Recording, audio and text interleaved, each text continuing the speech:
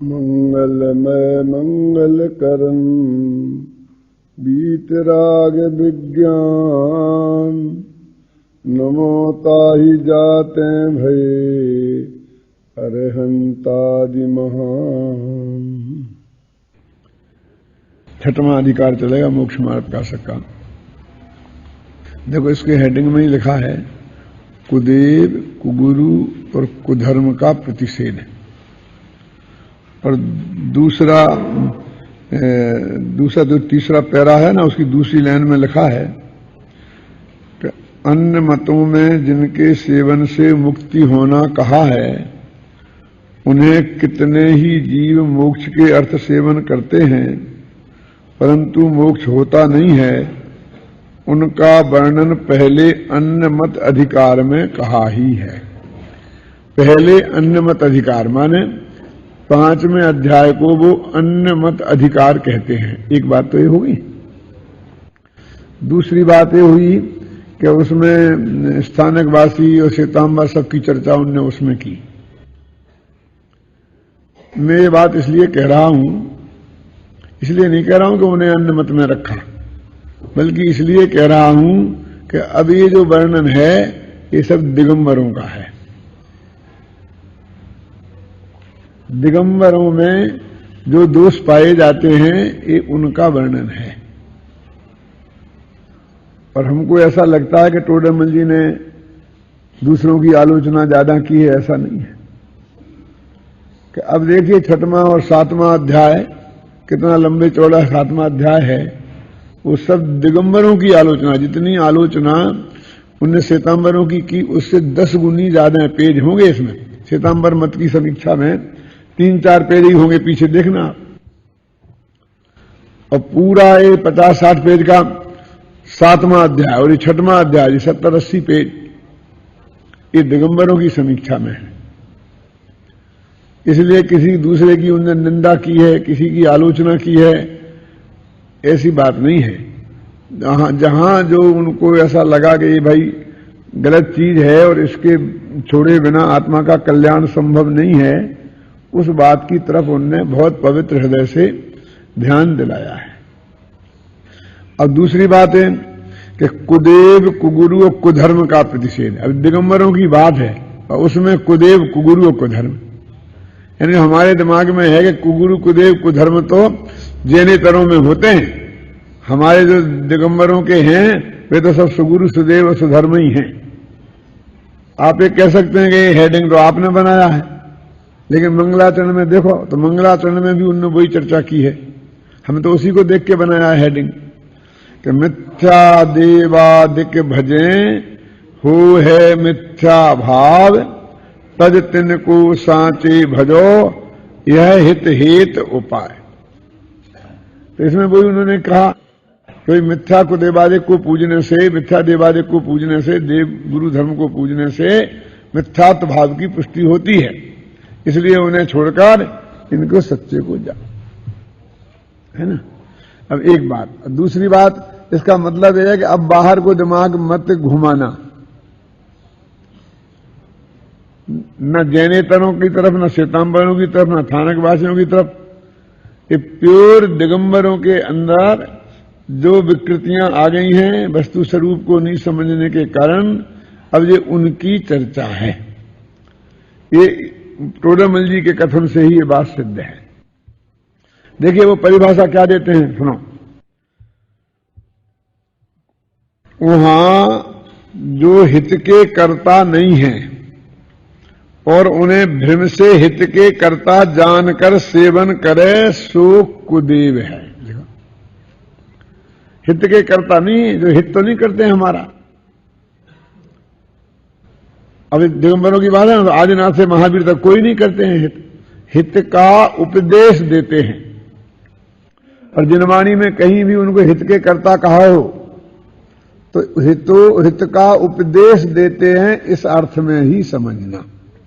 और वैसे तो अपने है ही वीतरागी, सर्वज्ञ और हितोपदेशी ऐसा नाम दिया है। हित के कर्ता ऐसा नाम नहीं दिया है। क्या हित के कर्ता ऐसा नाम नहीं दिया है, ख्याल में आ के नहीं गया। तो जो हित के कर्ता नहीं है और उनको हित के कर्ता माना तो वे कुदेव हो गए। क्यों? ठीक है बनाते, लिखा तो ऐसा ही है। देखो अब ये मान तो तुमने है उन्हें हित के कर्ता, उनने तो नहीं कहा, उनने माना। तो तुम्हारी मान्यता से कुदेव कह जाएंगे। आदिनाथ से ले गए महाज्ञ परमात्मा आत्मा है, उनको तो के कर्ता मान लिया। तो माना तो तुमने है, तुम्हारे मानने से बेकुदेव हो गए। तो उसका अर्थ ये है ऐसी तेरी मान्यता कुदेव है, ये कुदेव की मान्यता है। बेकुदेव नहीं हुए, उनमें तो कोई असर उससे आया ही नहीं। समझ में है ना? ये तेरी मान्यता कुदेव है और इसी को हमें बोलते हैं वो कुदेव। यदि तूने किसी को भी हित का कर्ता मानकर कि मेरा ये हित कर देगा और उसकी पूजा पाठ भक्ति की, तो समझ लेना वो तेरी कुदेव की मान्यता है। बेकुदेव है ऐसी बात नहीं है, वो मान्यता का नाम कुदेव है और उसी का ही निषेध है। तुझे कुदेव छोड़ना है तो किसी व्यक्ति को छोड़ना, किसी व्यक्ति के पास जाने वाली बात नहीं है। कुगुरु को छोड़ना है तो किसी व्यक्ति को छोड़कर किसी दूसरे व्यक्ति के पास जाने की बात नहीं है। ख्याल में है ना? बस वे मेरा कल्याण कर देंगे, मैं तुम्हारी भक्ति करूंगा और तुम मेरा कल्याण कर देना, ऐसी जो तेरी मान्यता है इसका नाम है कुगुरु कुदेव का सेवन। और ऐसी तूने मान्यता छोड़ी तो उसका नाम हो गया कुगुरु कुदेव का सेवन छोड़ना। समझ है ना स्पष्ट? अब देखो, अभी आप आदिनाथ भगवान की पूजन कर रहे थे, मैं भी सुन रहा था। अंत में क्या पंक्तियां आई थी? चारों गतियों के दुखों का वर्णन हो जाने के बाद उसके पहले कि भाई तू कर सकता है, ऐसा मैं जानता हूं, मेरे दुख दूर, इसलिए मैं तेरे पास आया हूं। ऐसी पंक्ति है? हाँ, तुम में तन समर्थ धनी, बोलो क्या? मेरे दुखों को मेटने में तुम समर्थ हो, तुम धनी हो एवं संपन्न हो, तुम में है ना दुख में तुम समर्थ धनी है क्या? याते लागू तिहारे पाए, इसलिए लगता सीधी स्पष्ट बात है। यदि मेरे दुख मेटने में समर्थ नहीं हो तो मैं तेरे पांव नहीं लगूंगा। बात असली ये है कि वो हमारे दुख मेटने में समर्थ है नहीं। तेरे को ये बात लग जाएगी तो तू उनके पांव भी लगेगा नहीं। सच्ची बात तो ऐसी है। हाँ, हमारे पास इसके अलावा और कुछ नहीं, व्यवहार वचन है। इसके अलावा हमारे पास उसका कोई समाधान नहीं है। बात बिल्कुल एक फैक्ट है कि वे हमारे दुख मेटने में समर्थ नहीं हैं और फिर भी हम उनके पांव लग रहे हैं और लगे रहेंगे। क्यों? समझ में आए ना? बस्ती स्थिति तो ऐसी है, लेकिन क्या करे, उसमें लिखा है और पढ़ते पढ़ते वो हमारे जहन में भी घुस जाती है। पटोरे मुझे लिख रहे हो, उसके हित का कर्ता तुमने माना, तो इसमें तो अकेले हित का कर्ता नहीं माना, बल्कि ये शर्त जोड़ दी। क्या कि साहब आप मेरे को पास कर सकते हो, मैं जानता हूं, इसलिए मैं आपकी सेवा कर रहा हूं। मैं नहीं कर सकता पास, मेरे पास कॉपी नहीं, मैं कुछ नहीं जानता, मैं किसी कहूंगा नहीं। नहीं साहब आप तो कर ही सकते हो, इसलिए मैं आपकी सेवा कर रहा हूं। और सचमुच में मालूम पड़ जाएगा ये कर नहीं सकते हो, ये किसी से कहेंगे भी नहीं, कोई इनकी सुनेगा नहीं, तो करेगा फिर वो आदमी वो चक्कर काटेगा। कितने स्पष्ट शब्दों में है। तो मेरे को तो बहुत तड़प गया, मैं ऐसा हो गया, क्या हो रहा है, मुझे तो ये पढ़ाना है अभी, यार मुझे तो ये पढ़ाना है अभी कि जिसको हित के कर्ता को उसका नाम कुदेव है। और ये तो साफ घोषणा कर रहे हैं कि प्रभु तुम्हें दुख मेटन धनी, याते लागू तिहारे पाए हो, मारी दीन तनी सुन दीनती। देखो देखा ना कि जो हित के कर्ता हैं उन्हें भ्रम से हित के कर्ता जानकर सेवन करे सो कुदेव है। ये तो सैद्धांतिक बात बता रहे हैं। अब उनका सेवन 3 प्रकार के प्रयोजन सहित करते हैं। अज्ञानी जीव 3 प्रकार के प्रयोजन से देव का सेवन करते हैं। कौन कौन से वो 3 प्रयोजन? एक तो मोक्ष का प्रयोजन के हमें मोक्ष दे देंगे, मुक्ति मुक्तिदातार 24 दिन राजपद, क्या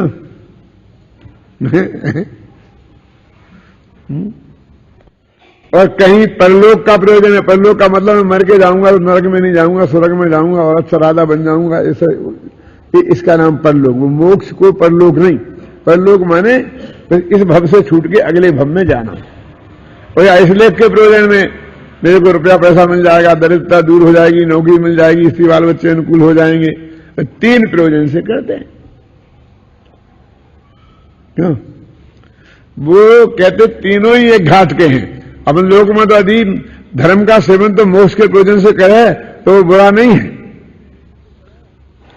और अज्ञानी जीव धम्मम भोग निमित्तम, भोग के निमित्त से धर्म का सेवन करते हैं, वो ठीक नहीं है। लेकिन मोक्ष दे देंगे ऐसा मान कर यदि भगवान की भक्ति करता है समझे, तो भी वो गृहीत मिथ्यात्व है, ऐसा करे, समझ लेना आप। स्त्री पुत्रादि की अनुकूलता करे तो भी गीत मिथ्यात्व है, और परलोक सुधर जाए तो भी गीत मिथ्यात्व है। तीनों दृष्टि से वो गीत मिथ्यात्व बनाने में कोई अंतर नहीं है। कैसा मैंने स्त्री पुत्र तो नहीं मांगे, मैंने रुपया पैसा तो नहीं मांगा, मैंने ये तो नहीं मांगा, मैंने ये भी तो नहीं मांगा स्वर्ग में जाऊं नरक में जाऊं, इंद्रादिक पद नहीं चाहूं, मैं तो नहीं इतनी मांग करी है, मैं तो मोक्ष की मांग करी। लेकिन ये तेरी गलती थोड़ी है कि तूने क्या मांगा, गलती तो ये है कि जो देते नहीं है, दे सकते नहीं है, जो जिंदगी भर ये समझाते रहे तेरे को कि कोई किसी को कुछ ले नहीं सकता है, और उसे तू देने वाला कह रहा है, बात तो ये है। मूल गलती उधर तो ध्यान ही नहीं देता है कि गलती क्या है। वो देने वाला है ही, 3 प्रयोजन से साधते हैं।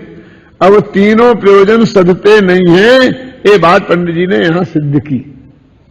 यदि सधते हो वो तीनों प्रयोजन में से कोई भी प्रयोजन, तो फिर ये बात झूठी क्यों कहलाए, तो वो मान्यता झूठी खोटी क्यों कहलाए, और उस मान्यता के कारण वे कुदेवादे क्यों कहलाए।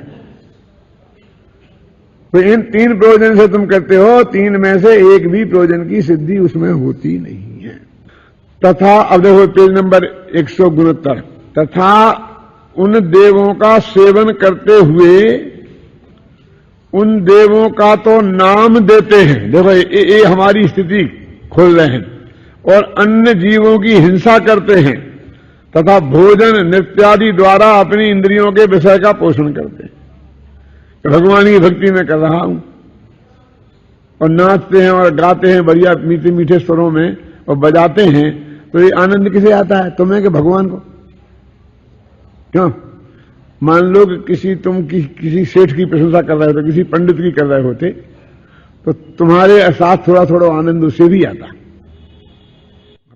क्या? तुम उसकी प्रशंसा कर रहे होते, तुम इतने महान हो, तुम इतने महान हो, उसकी पूजा में स्तुतियां बोल रहे होते, भक्ति बोल रहे होते, नाचते हो गाते है ना, आप महान हो, तो थोड़ा आनंद तुम्हें आता, थोड़ा उसे भी आता कि नहीं आता? लेकिन वे तो वीतरागी परमात्मा है, तो उन्हें तो कुछ आता नहीं है। तो जो तेरे को जो आनंद आया है, ये अतीन्द्रिय आनंद है कि विषय आनंद है, मुझे बता। इसमें इसका ही अर्थ है, ये आनंद है, अतीन्द्रिय आनंद है कि विषय आनंद है? ये 5 इंद्रियों के विषयों का ही आनंद है ना, क्योंकि जो मीठे गले वाला गा रहा है और उसी में बीच में मेरे जैसा कोई बेसुरा भी गाने लग जाए, तो सब उसको टूट पड़ेंगे, बंद तुम चुप नहीं रह सकते हो, तुम्हें चैन नहीं पड़ती है, तुम्हें प्रवचन में बोलने से संतोष नहीं होता है, यहां भी ये टांग अड़ाते हो। क्यों? इसे मधुर गले वाले को गाने दो। तो ये जो तेरे को गुस्सा आया है, वो काय में विघ्न खड़ा हुआ है तेरे भक्ति में, गुणानुवाद में, गुण के चिंतन का जो अर्थ उसमें हुआ है, ये तू उसमें बोल रहा है, वो तूने बोला क्या है तो तूने सुना ही नहीं है। अभी सब बोल के आ रहे हो, मैं तो इतनी दूर से सुन रहा था अपने कमरे में बैठे बैठे, और मेरा ध्यान हर पंक्ति पे जा रहा था और उस पंक्ति पे भी गया, तो तुम्हारा तो ध्यान ही नहीं गया किसी का उस पंक्ति पे। ये चित्त में एक विकल्प की तरंग भी नहीं उठी कि ऐसा क्या कह रहे हैं। तो वो जो तुम्हारे में विघ्न खड़ा हुआ वो तो तुम्हारा विषयानंद में ही खड़ा हुआ है। तो लिखा ना एक बार, तथा भोजन नृत्यादि द्वारा अपनी इंद्रियों के विषय का पोषण करते हैं। साफ लिखा, आज साफ पूजन है और भोजन भी रखा है चूरमा बाटी का, क्यों? और आप सब पधार में आ गए, हाँ आप तो सब जने आएंगे, और बस वो भोजन का आनंद और कार का आनंद, वो नाचने का खूब। आज तो कोई जल्दी है नहीं, कोई प्रवचन का चक्कर है नहीं, है ना? तो खूब नाचो, खूब गाओ। एक आज वो कुछ भक्ति की लाइन भी ऐसी कुछ नई जोड़ जोड़ के बोल रहे थे, वो भी ऐसी ही थी महारद्दी, उपयोग में से निकल गई मेरे।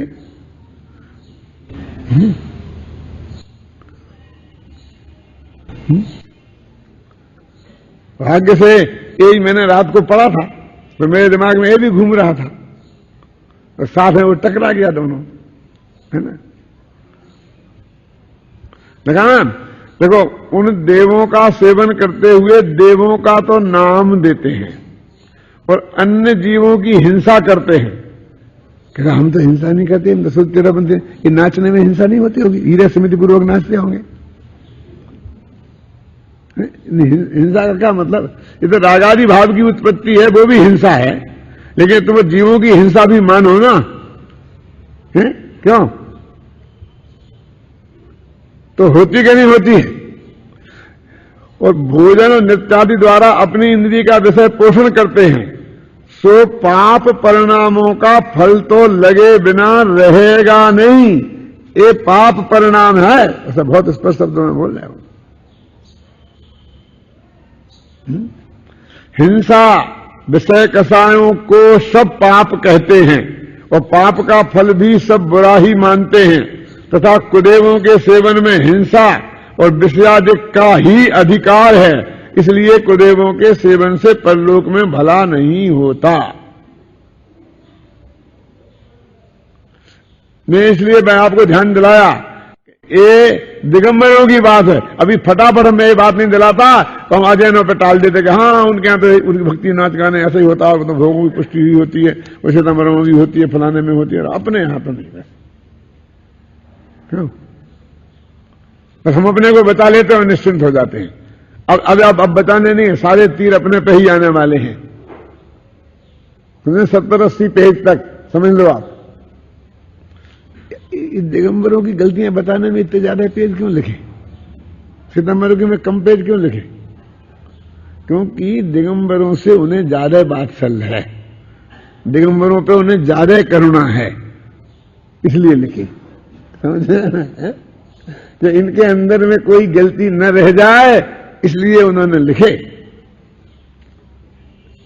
समझ में ना? देखो,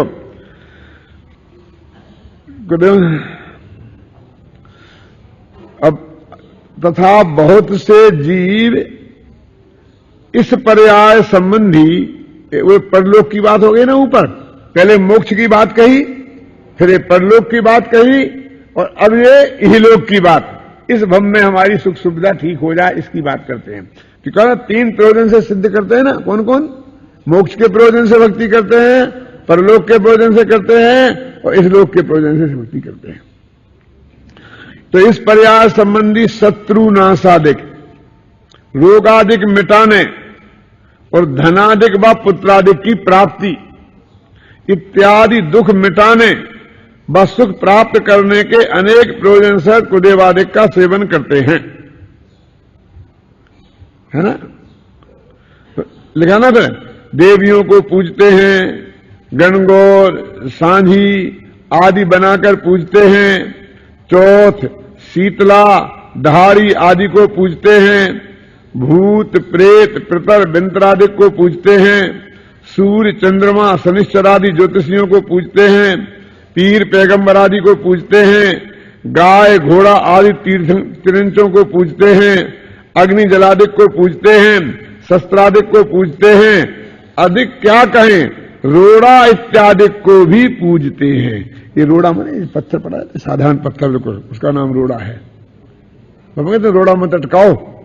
जैसे पहले जो बैलगाड़ी होती थी ना, तो वो चलती रहती थी, और जब उसको एक जगह खड़ी करते थे तो वो अपने आप चल ना जाए आगे, तो इतना सा छोटा सा पत्थर उसको लगा देते थे ना, उसका नाम है रोड़ा अटकाना। रोड़ा अटक गया, अब वो गाड़ी चलेगी। लेकिन शायद शांति जी रोड़ा का कुछ अलग अर्थ बता रहे थे, मैंने कोई हो गया महीना 2 महीना, तब उनका मैंने सुनी थी क्लास में, तो रोड़ा का कुछ अलग अर्थ बता रहे थे। उस वक्त कहने का विकल्प आया था, वो भूल गया फिर मैं। नहीं वो रोड़ा ये यहां वो नहीं है, ये बिल्कुल नहीं है। यहां तो वो है जो मैंने बताया है।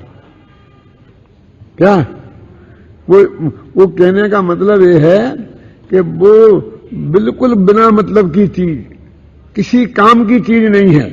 ये माने जैसे अपने पत्थर की मूर्ति बनाते तो कुछ घड़ी है, कोई गोल गोल बटरिया लेते पत्थरों में से निकालते हैं, लेकिन ये तो गली में रास्ते में पड़ा है और जिसकी कोई कीमत नहीं। ऐसा मतलब यह है कि जैसे बिल्कुल जीरो कीमत को जीरो। वो गाय भैंस के गोबर की थोड़ी बहुत कीमत है, कंधा बन जाता है।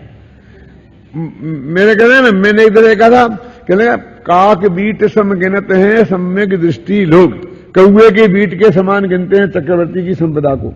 तो मैं कह रहा हूं काक बीट क्यों लिखा, गाय का गोबर लिख देते। तो मैं ये कहता हूं कि इसलिए कि वो किसी काम का नहीं। गाय का गोबर ले, गाय का गोबर तो कहते आयुर्वेद वालों से पूछो बहुत काम का है, और घर में लीपने पोतने के काम आता है, कंडा बनाने के काम आता है। वो इतने भी काम की नहीं मानते हैं। वो कौए के बीच जो किसी काम में नहीं आ, कौआ वैसे ही बदनाम, काला, अंदर से बाहर से काना, समझ गए ना आपकी में ना, कांव उसकी आवाज भी अच्छी नहीं है, सबके लिए अलोकप्रिय, वो कौआ भी नहीं। उस कौए की बीट ऐसा कह के माने बिल्कुल जीरो, एक रोड़ा कह करके वो बिल्कुल जीरो कहना चाहते हैं। वहां उस तक को पूजने लग जाते हैं। अब ये तो दिगंबरों की बात है, और दिगंबरों में इस तरह की जो पूजने की प्रवृत्तियां चलती है ना, ये उनके जमाने में भी चलती होंगी, और आज थोड़ी बढ़ाई गई होंगी। बुधवार का दिन आता है, तब देखो तुम इधर जाते हैं ना, जब जैनियों की कितनी लंबी लंबी भीड़ लगी रहती है। सो इस प्रकार कुदेवादिक का सेवन मिथ्या दृष्टि से होता है।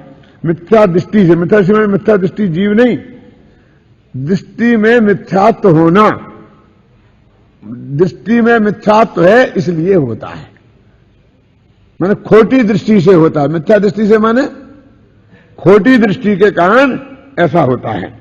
क्योंकि प्रथम तो वह जिनका सेवन करता है उनमें से तो कितने ही कल्पना मात्र देव हैं। ये देव के स्वरूप का वर्णन चल रहा है दिगंबरों के संदर्भ में।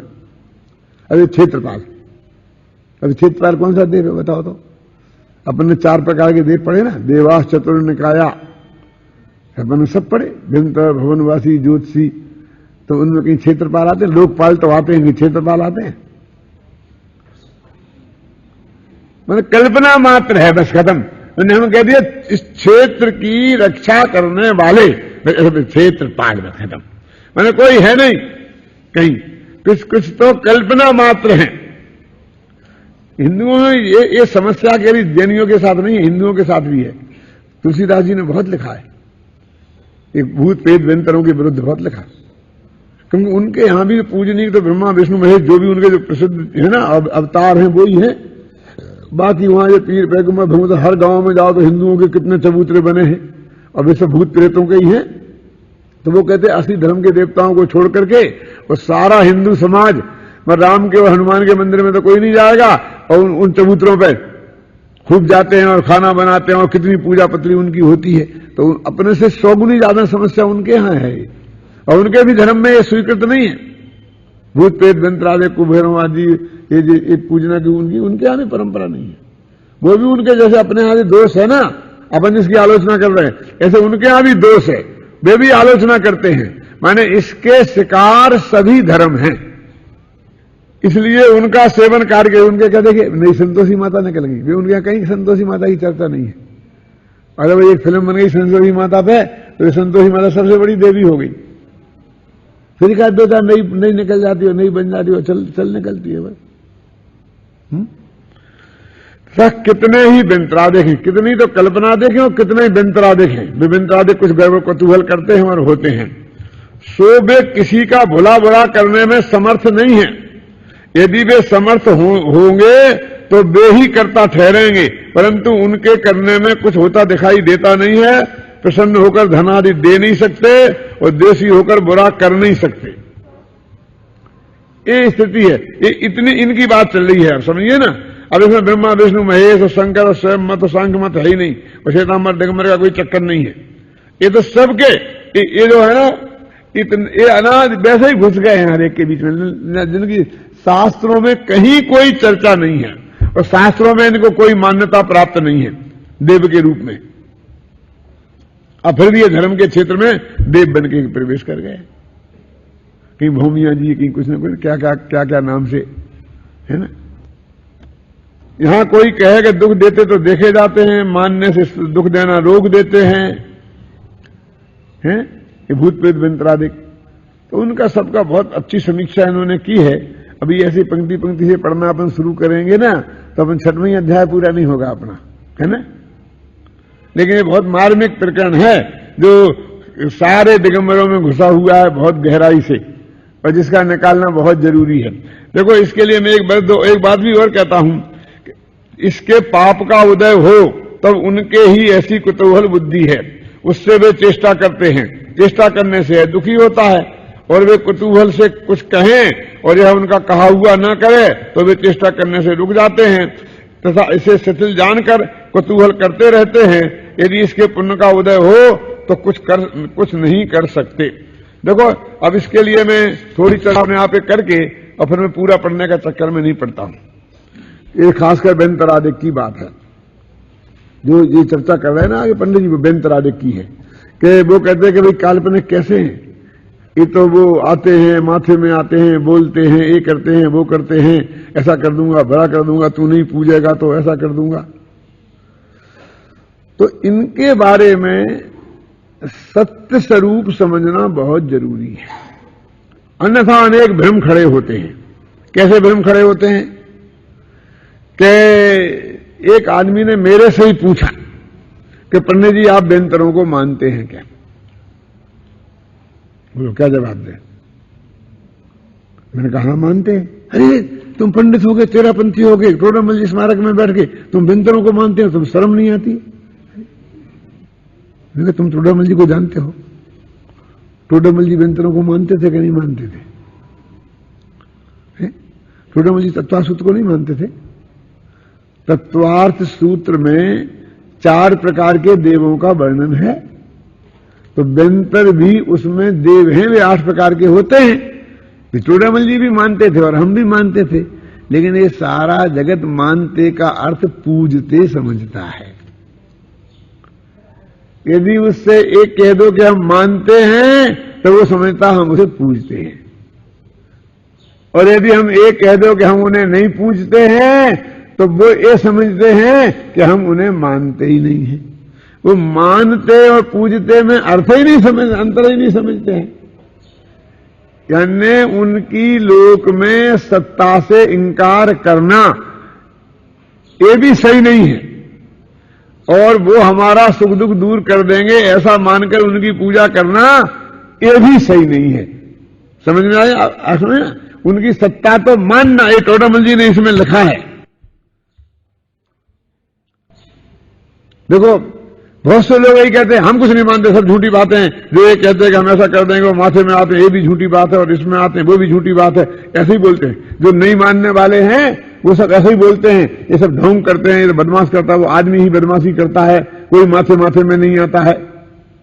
ज्योतिष का आप ज्योतिष को मानते कि नहीं मानते?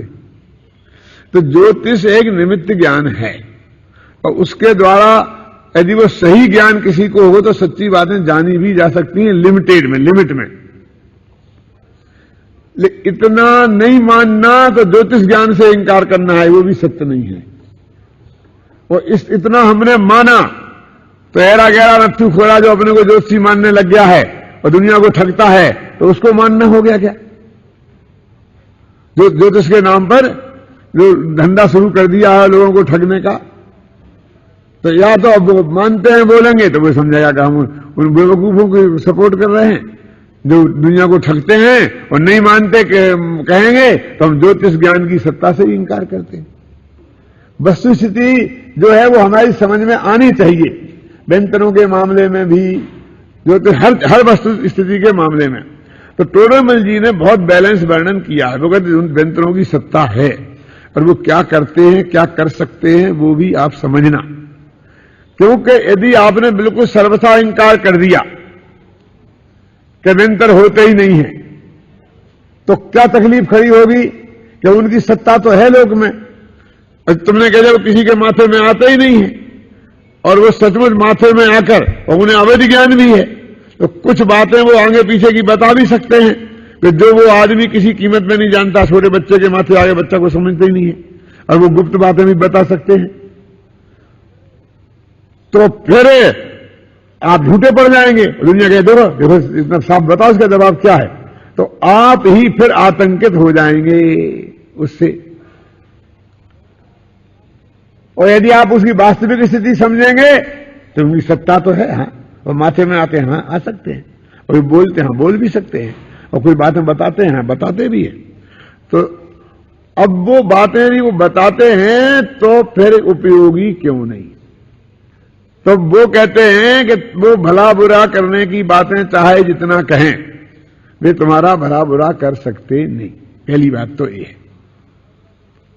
तुमको भला बुरा करने के, बुरा होने के डर से और भला होने के लोभ से ही तो तुम ये करते हो ना, एक ये बात है।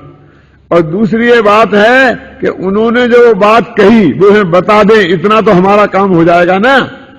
कहें भविष्य मालूम नहीं हो, हमें बता देने नहीं। तो वो कौतूहल प्रिय होते हैं। और आदमी जैसे कभी सत्य बोलते हैं कभी झूठ बोलते हैं ना, ऐसे वो भी कभी सत्य बोलते हैं कभी झूठ बोलते हैं। एक ज्योतिषी है ना, अब वो दो बातें जानता है सच्ची, और देख के उसने बता दी, तो अपन दो बातें और पूछते हैं जिनके बारे में वो नहीं जानता है, नहीं जान सकता, उसके पास वो विद्या ऐसा कोई नहीं है, लेकिन उसे ये कहने में शर्म लगती है कि मैं नहीं जानता हूं, तो उनके बारे में भी कुछ भी ठोक देता है, क्योंकि वो उसके मान के साथ एक जाती ना। ऐसे व्यंतरों में भी होता है कि जिनके उनकी जितनी अवधि ज्ञान की मर्यादा है, उस मर्यादा के भीतर वो जानते हैं, तो उनने वो बात बताई तो आप प्रभावित हो गए, तो आप वो मर्यादा के बाहर की बात पूछने लगते हैं। मैं एक उदाहरण बताऊं खासकर कि भूतकाल और भविष्य काल का जो अवधि ज्ञान वगैरह होता है ना, तो भविष्य काल की मर्यादा बहुत कम होती है और भूतकाल की बहुत ज्यादा होती है। माने भूतकाल की मान लो 100 बरस है तो भविष्य काल की आधा बरस भी नहीं होगी, माने बहुत कम होती है, अनुपात बहुत कम होता है। तो वो भूतकाल की बातें बताएगा क्योंकि वो जानता है, तो आपको विश्वास उत्पन्न हो जाएगा। अब भूतकाल से तो आप में रस नहीं, आपका रस तो भविष्य में है, तो आप भविष्य की पूछोगे, अब भविष्य का तो उसका अवधि ज्ञान जानता नहीं। अब वो ये भी कह सकता कि मैं नहीं जानता, क्योंकि वो तो अपने को सर्वज्ञ घोषित करके बैठा है और हमने भी समझ लिया तो सब जानता है, तो ठोकेगा कुछ भी। वो जानता है अभी तो महिमा बन नहीं जाए, अब 2 साल बाद की ठोक दी, जो होगी से देखी जाएगी, 2 साल बाद किसने देखा क्या होगा, वैसे झूठ बोल देता, क्योंकि वो रागी देशी है ना, कौतूहल से भी झूठ बोलता है, रागदेश से भी झूठ बोलता है, अज्ञान से भी झूठ बोलता है, क्योंकि उसकी जैसे कि निर्विच्छेद काल भाव की मर्यादा है, ऐसी स्पष्टता की भी मर्यादा है, उसकी सूक्ष्मता और स्थूलता की भी मर्यादा है। तो इसलिए जब हमको ये विश्वास ही नहीं हो कि ये आदमी सही बोलता है या गलत बोलता है, तो वो आदमी से हमको वो जो बताता है उससे भी कोई लाभ हो नहीं सकता, कभी हम उल्टे चक्कर में और पड़ सकते हैं। जैसे एक आदमी है हमेशा सत्य बोलता है, वो विश्वसनीय है। एक आदमी जो हमेशा झूठ बोलता है वो भी विश्वसनीय है। लेकिन जो कभी सत्य बोलता है और कभी झूठ बोलता है, उस जैसा खतरनाक कोई नहीं है। उदाहरण के तौर पर समझो कि एक व्यापारी आप दूसरे से पूछते हैं कि क्यों भाई साहब बाजार का रुख तुम्हें कैसा लगता है, अब मंदी होगी क्या तेजी, जमीन के भाव बढ़ेंगे या घटेंगे? अब वो मानता अंदर में ये है कि भाव बढ़ेंगे और बोलता भी हाँ बढ़ेंगे। मेरे हिसाब से बढ़ना चाहिए। अपन समझते बिल्कुल पक्का सच्चा आदमी है तो उसका अपन अनुभव का लाभ उठा सकते हैं। एक ऐसा है कि यदि उसके मन में बढ़ने की बात होगी तो गारंटी से घटने की बोलेगा, हमको फंसाने के लिए। और हमको ये पक्का पता है कि ये आदमी उल्टा ही बोलेगा, तो कोई दिक्कत नहीं है, उससे पूछो। अब वो बोले कि भाव तो घटने वाले हैं, तो समझ लो बढ़ेंगे, तो भी हम अपना काम निकाल सकते हैं कि नहीं। लेकिन कभी सत्य बोलता हो, कभी झूठ बोलता है, क्यों? तो उससे हमारी कोई उपयोगिता नहीं। तो बेंतनों की ये बात है, कभी सत्य बोलते हैं, कभी झूठ बोलते हैं। टोडामल जी ने रखी है ये बात, इसलिए हमारे किसी काम के नहीं। कि कर सकते के मामले में जैसे एक दूसरे का करता नहीं है, ऐसे वे भी करता नहीं है। लेकिन सुनो, जैसे वैद्य और डॉक्टर दवाई देने में निमित्त हो जाते हैं ना, और कभी कभी हमारा पुण्य का उदय हो तो दवाई निमित्त हो जाती है, डॉक्टर निमित्त हो जाता है, ऐसे वे भी निमित्त हो सकते हैं। ऐसे ही बुरा करने में जैसे शत्रु आदि निमित्त हो जाते हैं ना, हमारे पुण्य के उदय के बिना होने पर तो कोई बुरा नहीं कर सकता है, पाप के उदय के बिना तो बुरा नहीं कर सकता है। लेकिन हमारे पाप का उदय हो तो कोई ना कोई लोक में व्यक्ति निमित्त हो जाता है ना, ऐसे वो भी निमित्त हो सकते हैं। इतना है कि धोखा झूठी बात नहीं समझना। इसमें लिखा है सब, जो मैंने पढ़ लिया है अच्छी तरह से, और मैं पढ़ने में टाइम खराब होगा इसलिए मैं आपको ये सब बता रहा हूं। ये उसका स्वरूप है, समझना कोमलचंद जी। ये इसलिए समझना कि कदाचित ऐसा कोई तुमको करता हुआ दिखा दे तो फिर तुम उसके अंधे भगत हो जाओगे। अब इतना सब कुछ जानने के बाद भी वे पूजने योग्य नहीं है। क्यों नहीं है पूजने योग्य? तो पंडित जी कहते हैं इसलिए नहीं है कि मैं आपसे पूछता हूं कि यदि लोक में कोई आदमी जैसा उपकार में निमित्त बन जाता है ना, कि आपका तो पुण्य का उदय आ जा, आपको नौकरी मिलने की थी और हमने कहा तो हमने भी किसी सिफारिश कर दी और उसने मिल गई, तो मान लो हमारी सिफारिश करने से मिल गई, तो फिर तुम हमारे इस दिन से कल से पूजा करोगे कि नहीं करोगे? आदिश्वर भगवान की तरह से क्यों करोगे कि नहीं करोगे? कि नहीं करेंगे साहब, पूजा तो नहीं करेंगे आप। क्यों? तो ऐसा निमित्त बेंतर भी हो सकता है, जैसे हम हो सकते हैं ना, समझ में आया ना आपकी में ना, तो भी वो पूजनीय थोड़ी हो जाता है। पॉइंट समझे ना मेरे कहने का मतलब? माने ये वो तो कुछ करता ही नहीं, उनकी तो सत्ता ही नहीं है, ऐसा समझ करके जो छोड़ेगा वो असलियत नहीं छोड़ा उसने। उनकी वास्तविक स्थिति समझे और फिर छोड़े। अपने मां बाप हैं, उनने अपना कितना उपकार किया अपन लौकिक दृष्टि से, अपने पुण्य के उदय के बिना तो वो भी नहीं कर सकते, जैसे भूत प्रेत नहीं कर सकते, मां बाप भी नहीं कर सकते, है ना। तो भी अपन उनका मान सम्मान करते कि नहीं करते हैं। लेकिन अष्टद्रव्य से पूजन करना, कल अम्मा जी का जन्मदिन आया तो उनकी करना अष्टद्रव्य से पूजन करोगे? नहीं, पूजन तो नहीं करेंगे हम, आप पूजन तो नहीं करेंगे। आप पॉइंट समझ गए ना? तो ऐसे ही जैसे मां बाप निमित्त हैं, ऐसे वो कदाचित निमित्त हो भी जाएं तो भी वो अष्टद्रव्य से पूजने लायक देव शास्त्र गुरु की जगह तो किसी कीमत पर उनका स्थान है ही नहीं, ये पंडित जी कहते हैं। फिर कुछ लोग कहते हैं कि नहीं, कुछ व्यंतर सम्मान दृष्टि होते हैं, जैसे क्षेत्रपालों की पद्मावती है कि कोई है, वो है, ऐसा है, कुछ ऐसे नाम बना रखे हैं जैनी व्यंतर, जैसे समझ लो कोई भवनवासी है, व्यंतर नहीं तो भवनवासी सही, तो सम्मान दृष्टि है। तो सम्मान दृष्टि पूजनीय होते हैं, सम्मान दृष्टि पूजनीय होते हैं, तो सम्यक दृष्टि मरकर गारंटी से व्यंतर भवनवासी नहीं होते हैं। वहां पे सम्मान दृष्टि बाद में हो जाए वो अलग बात है, वो पर्याय तो इतनी हीन है ना। सम्मान दृष्टि मर के मनुष्य तो होता है लेकिन व्यंतर नहीं होता, तो इससे तो हमारी पर्याय उनसे अच्छी है ना, कि मनुष्य पर्याय में तो आदमी सम्मान दृष्टि मर के पैदा होता है और व्यंतर में नहीं जाता, तो पर्याय तो हीन है ना हमसे, हम कैसे पूजें उसे। और दूसरे वो सम्मान दृष्टि अभी हो गया है तो जो जन्म से हो, जिसकी गारंटी और छाया सम्मान दृष्टि है, वो सौधर्मेंद्र को पूजो ना, उसे तो कोई पूजता नहीं। सर्वासिद्धि के हेमेंद्रों को पूजो ना, लोकांतिक देवों को पूजो ना, कि जिनकी सम्यक दर्शन की गारंटी, यदि सम्यक दर्शन को पूजना है तो। क्यों? एक तो वृत्त से पूज्यता आती है, मैंने लिखा ना, असंज दो ना बंज तब्दम, असंजनी की वंदना नहीं करना चाहिए, सब बात लिखी है। लेकिन सम्यक दर्शन से यदि तुम्हें वंदना पूजा करना है तो फिर जिनकी सम्यक दर्शन की गारंटी है उनकी पूजा वंदना करना चाहिए। अब है ना कितने अपने शास्त्रों में वर्णन है कि नहीं, सौधर्मिंद से लेकर के ऊपर तक कितने लोग हैं, एक भवावतारी भी है,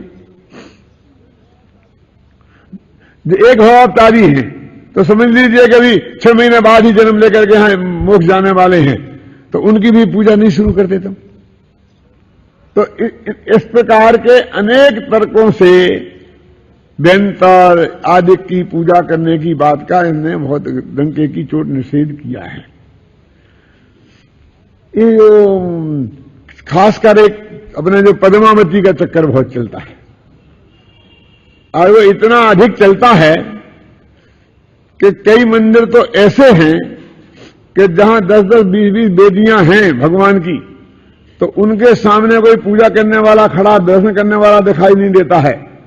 और वहां यदि पद्मावती की बेदी है तो आप देखो फिर कितनी लंबी भक्तों की भीड़ लगी रहती है। इसके बारे में भी उन्होंने बहुत विचार किया है। जो कहानी कही जाती है उसके पूजने के बारे में, वो कहानी में तो कुछ ज्यादा दम है नहीं। वो तो इतनी सी बात है कि कमठ ने पारसनाथ पर उपसर्ग किया था, है ना। तो उस वक्त धर्मेंद्र और पद्मावती को उनको बचाने का, उपसर्ग दूर करने का विकल्प आया था। यही तो है ना शास्त्र में। तो शास्त्र में बहुत स्पष्ट शब्दों में लिखा है कि धर्मेंद्र पद्मावती, ये शब्द है प्रयोग, अकेला पद्मावती तो नहीं है। उसमें धर्मेंद्र शब्द पहले है, पद्मावती बाद में है, और धर्मेंद्र न मालूम कहां गायब हो गया, अकेली पद्मावती पद्मावती रह गई है।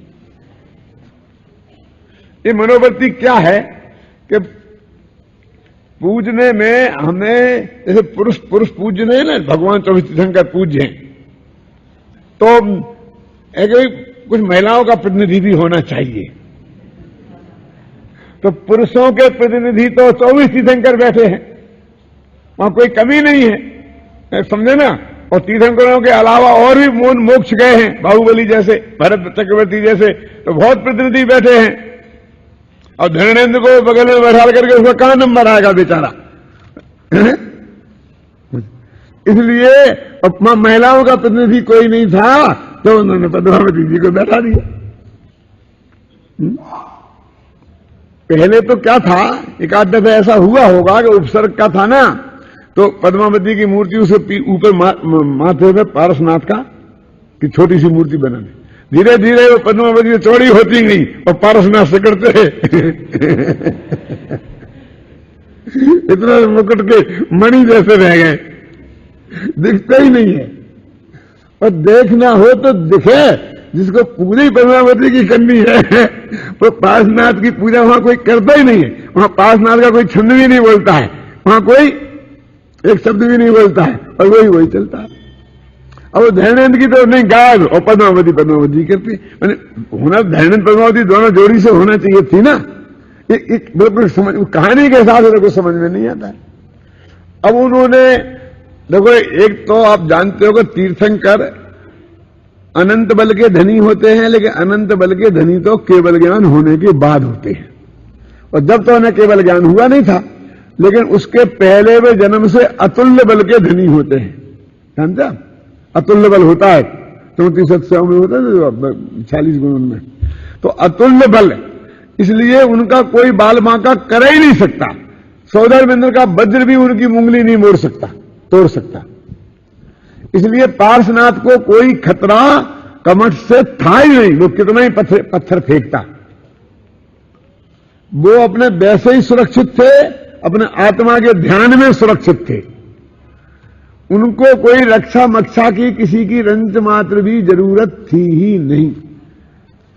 यदि उनको रक्षा का विकल्प स्वयं को होता, तो मैंने बोला ना, इतनी सी उंगली दबाने से वे तो कमर से न मालूम कहां भागा फिरता, तो इसका ठिकाना नहीं है।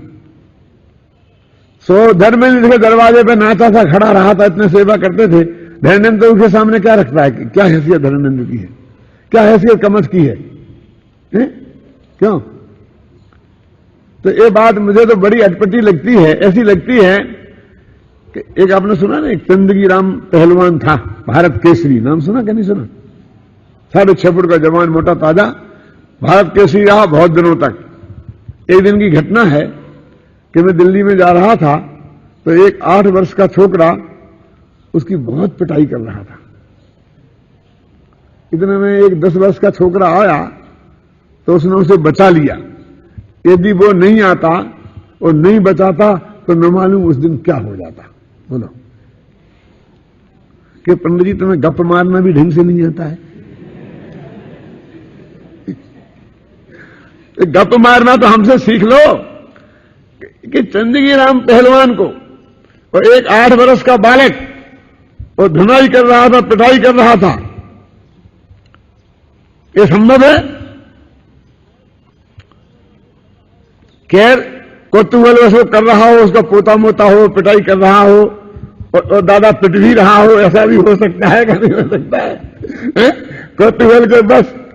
लेकिन यदि वो आकर के 10 वर्ष का बालक बचा नहीं लेता तो ना मालूम क्या होना था। वो पीटने वाले के हाथ में दर्द हो जाता, उसका हाथ मोच जाता, वो अस्पताल जाता, उस पहलवान का क्या होने वाला था? नहीं आता बचाने वाला तो भी कुछ गड़बड़ होने वाली नहीं थी। ऐसी बात मैं आपसे कहता हूं कि यदि पारसनाथ पे कमोट उत्सर्ग कर रहे थे और धर्मेंद्र पद्मावती नहीं आते तो क्या होता? मैं बताऊं आपको क्या होता? पारसनाथ मर जाते, अस्पताल जाना पड़ता, हाथ पैर टूट जाते, क्या होता? अरे अभी पारसनाथ को केवल ज्ञान हुआ है और वो धर्मेंद्र पद्मावती नहीं आते तब भी केवल ज्ञान ही होता और कुछ होने वाला नहीं था, क्योंकि उनका तो संसार समुद्र का किनारा आ गया था। उनका तो केवल ज्ञान होने का बहुत नजदीक काल आ गया था, क्योंकि वे तो उस वक्त छपक श्रेणी में चल रहे थे। अंतर मुहूर्त पहले छपक श्रेणी में गए होंगे क्या नहीं? बोलो केवल ज्ञान के पहले क्यों छपक श्रेणी में गए होंगे ना? तो उन्हें क्या होने वाला था? धर्मेंद्र पद्मावती नहीं आते तो पार्श्वनाथ की रक्षा करने वाले ने तुमने गोल्ड मेडल दे दिया। तो कुछ काम न धाम न लेना न देना। भरतेश वैभव में ऐसा आता है कि एक दफे चक्रवर्ती के जो सैनिक मैनिक थे ना, उन सबको ऐसा भ्रम हो गया कि लड़ते तो हम हैं और मुफ्त में ये इनाम इनका होता है और राज जिनको मिलते जाते हैं। 6 खंड के मालिक जो बन गए, लड़ के हम परेशान। ये भ्रम हो गया। ये बात का अंदाजा भरत चक्रवर्ती को लगा। आप जानते हैं जितनी चक्रवर्ती में ताकत होती है उतनी ताकत सारे चक्रवर्ती की सेना जो समुदाय है ना, उन सब में मिला के नहीं होती। वो तो शोभा की चीजें हैं। कोई चक्रवर्ती सेना से नहीं जीतता है, अपनी शक्ति से जीतता है। तो उनने सुबह उठे और एक उंगली अपनी ऐसी टेढ़ी कर ली, भट्टे से में लिखा, और मंत्रियों को बुलाया, ये उंगली टेढ़ी हो गई, सीधी नहीं होती है, ये सीधी कर दो जरा।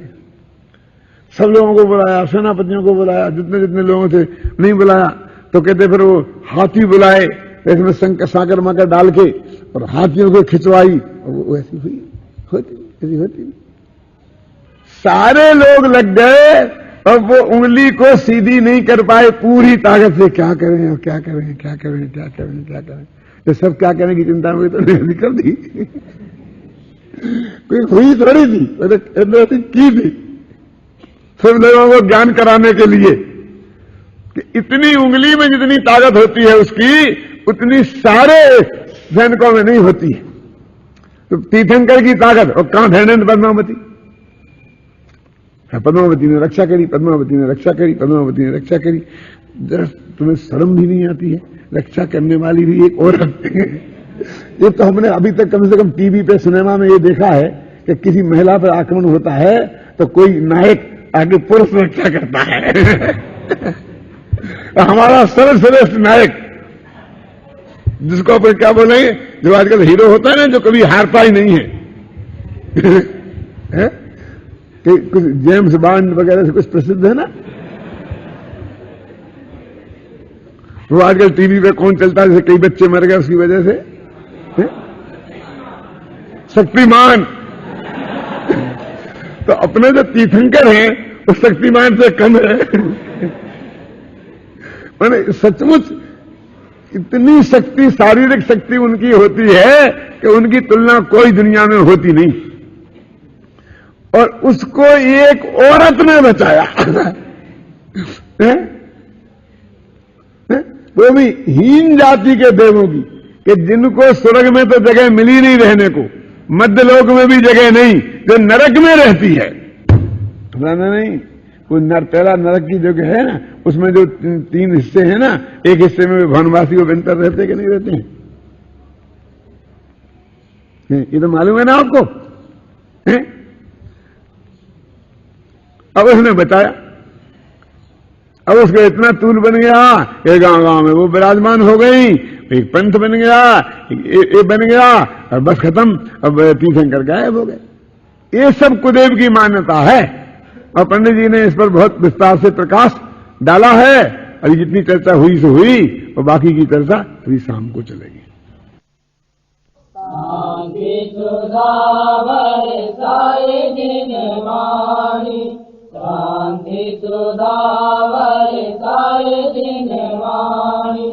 वस्तु स्वरूप बताए दिन वाणी, वस्तु स्वरूप बताए दिन वाणी।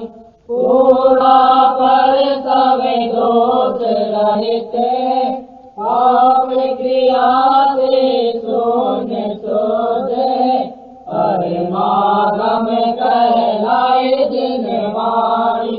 शांति सुधावर सारे दिन वाणी, परमागम भाव्यों को अर्पण, मुक्ति बधू के मुख का दर्पण, भव सागर त्रिताय दिन वाणी। शांति सुधावर साय दिन वाणी, राज रूप अंगारों द्वारा, केश पाता जग सारा, सजल मेघ बरसाए दिन वाणी। शांति सुधावर साय दिन वाणी, सत्य तत्व का ज्ञान कराए, अचल विमल निज पद दर्शावे, सुख सागर लहराए दिन वाणी। शांति सुधावर साय दिन वाणी, वस्तु स्वरूप बताए दिन वाणी। शांति सुधावर साय दिन वाणी।